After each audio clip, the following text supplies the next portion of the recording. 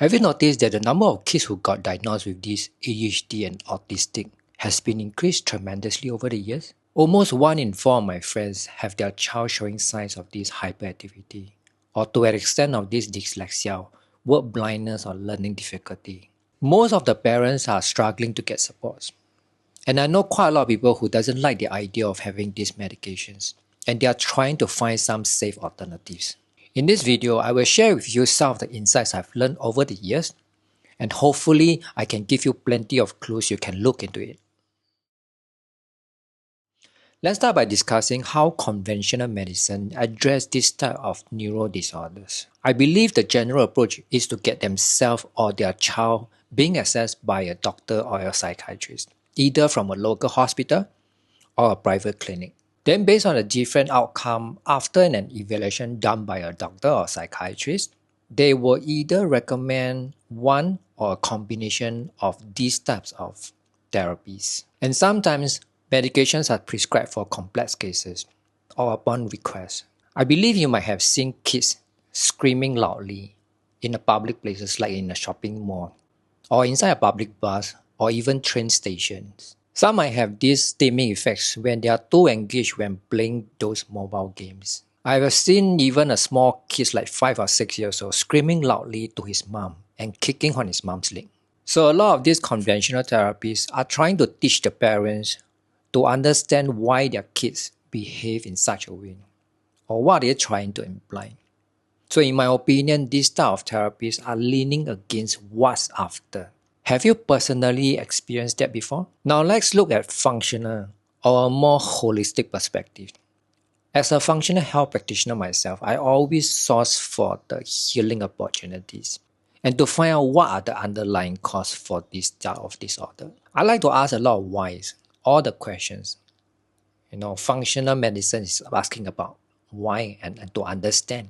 Like, why does he have all these emotional difficulties? Why just can't he sit still? There's a lot of whys. So all these why questions are trying to help me to understand all the upstream issues. I won't just target a specific symptoms. If you're trying to fix that specific symptoms or trying to treat the paper, the lab report, you're not looking at the child as a whole person. So basically, I'm looking at all the possibility, susceptibility, and vulnerability of this behavior. This is very useful even for someone who have this anxiety, depression, or mania disorders. And my first question is always, what are you eating?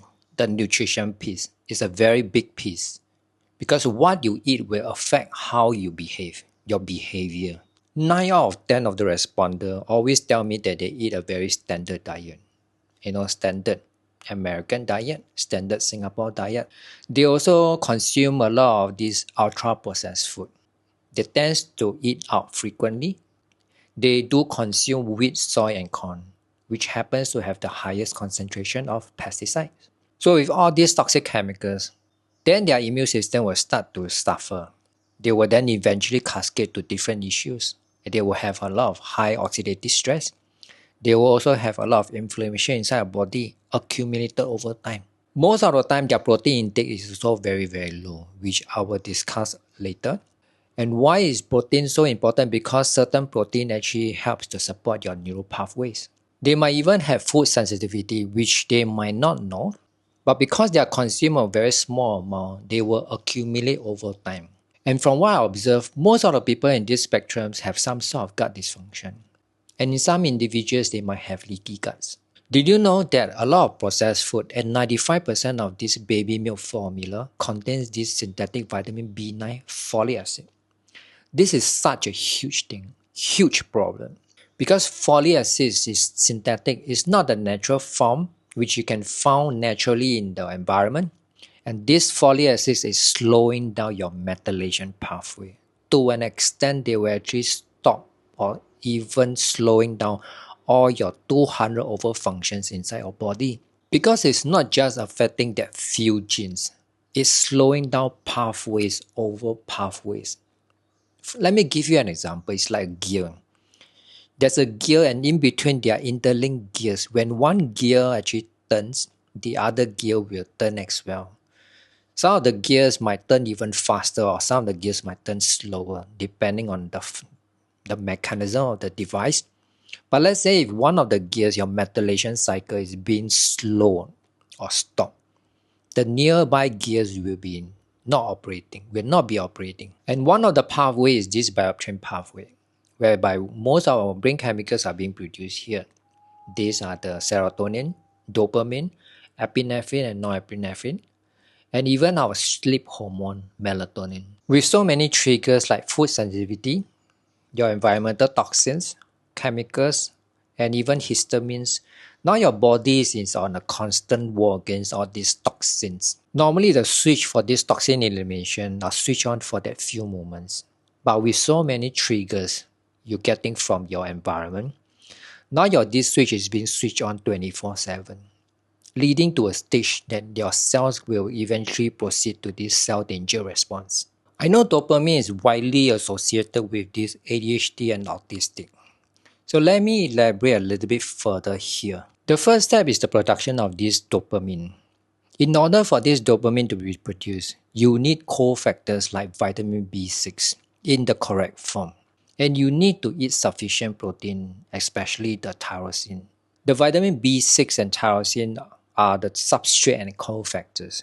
They act like raw materials to your final product, your dopamine. So when dopamine is made, it needs to be released and get transported. So if you are someone having this slower transporter gene, it means that you will get your dopamine slower. Once transported, the dopamine will be activated by these dopamine receptor sites. And it needs healthy dopamine receptor sites to get activated to be used inside our brain. A small portion of the dopamine is being reabsorbed back into the nerve cells. Do you still remember the medication which I mentioned earlier? All this medication actually inhibits this process or this reuptake process to make it more readily available for the brain. So after we use all this dopamine for focus, attention and learning, the last step is to break down all this dopamine and get them excreted out from our system. Of course, this last step requires a specific genes to produce a specific enzymes to do this particular job. And this enzyme is called COMT. I give the full names over here. And if someone having this low performance COMT genes, they might have issues excreting all this used up dopamine. Then now it lingers in our system for too long. Hence, accumulation of this dopamine might show up as someone having issues of not winding down easily. They might get irritated over small matters. They tend to take a longer time to calm down. Let me give you an example. If you are someone who drives, and if you look at your rear mirror, there's a traffic police, you'll feel this stress. If someone having this slower COMT, they will take a very long time for this stress level to come down totally. Whereas someone with a faster COMT might just cool down in just a few minutes. And if someone is on the opposite spectrum, now they have this faster COMT, whereby the gene perform way too fast. Now they lose the dopamine too quickly. When the dopamine is low, now they will have trouble getting all the focus and attention. They will also feel sleepy, low energy, and they're also low in confidence. And ladies tend to experience more issues during their menstrual cycles. Why? Because dopamine and estrogen share the same enzymes. So when a lot of these enzymes is being used up to process your estrogen, now you're left with very little enzyme to break down your dopamine and get excreted out from the system.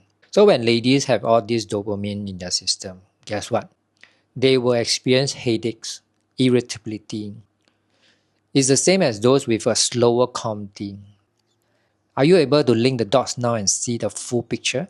Whether this COMT gene is performing slower or faster, they do have their own advantages and disadvantages. For example, people with a faster COMT, they tend to be calmer. They generally do not have sleep issues, but they will require more than a cup of coffee to keep them awake. Whereas people with a slower COMT, they tend to have all the focus and attention they need. They don't get tired easily. And most of the time, they are workaholics. They have glowy skin. They have higher confidence. But they do not tolerate well with caffeinated drink. Even with a small cup, they will get these jittery effects. What you need is to find your sweet spot. You want to have the attention and focus during the day for your work. And if you're a student, you want the drive for learning, the energy. But you do want to have it low at the end of the day because it helps you to wind down and to help you fall asleep. In order to have all these strategies, that's when the functional genetic analysis becomes a very powerful tool. It's an ongoing exploration of what you need to do and why you need to do it. You get to learn that some of your genes work naturally faster, while some of your genes work slightly slower. Understand that if you do not provide the raw materials for your genes, they do not produce the enzymes. And if they do not produce the enzymes, then you will run issues running your pathways. If you do not know how genes are built, then you won't know how your daily choices will impact you. That is why it's important to know all this information, because you can change your gene function by changing the environment, your food choices, and lifestyle behavior. There's one last thing which I want to emphasize. If you are someone who do supplements, the type of vitamins and minerals you are getting must be in their bioavailable form. You do not want to purchase something more inferior because it requires more steps to convert them to the more bioavailable form. And you are not sure whether the genes in between, how they function. If let's say the gene is functioning 50% slower and the next gene is 30% slower, eventually you will get the bioavailable form, the final step. It's just a very tiny amount, especially when you have all these supplements containing this folic acid. The folic acid is inhibiting or slowing down your methylation cycle tremendously because folic acid is just way on top. If you want to have this bioavailable form for this methylation cycle, you need the metafolate. The metafolate form is actually 6 genes down from the folic acid. You need to pass down 6 genes. There's also a possibility that this 6 genes is variation. More details will be discussed in a future video under this genetic analysis. So you see, it's not just about figuring out what's after. You can have all the therapies recommended for you or fully understand why your child behaves in such a way.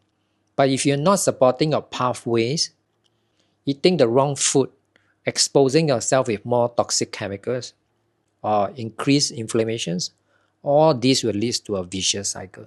Your body is actually very smart. You'll heal by itself. But first you have to remove what is doing harm. Then add in the raw materials, the nutrition, or the proper food to support them and to repair them.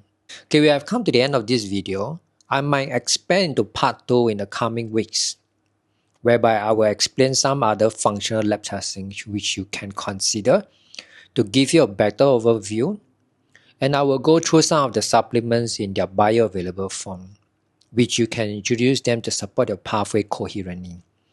If you like this video, you may also want to check out my playlist over here.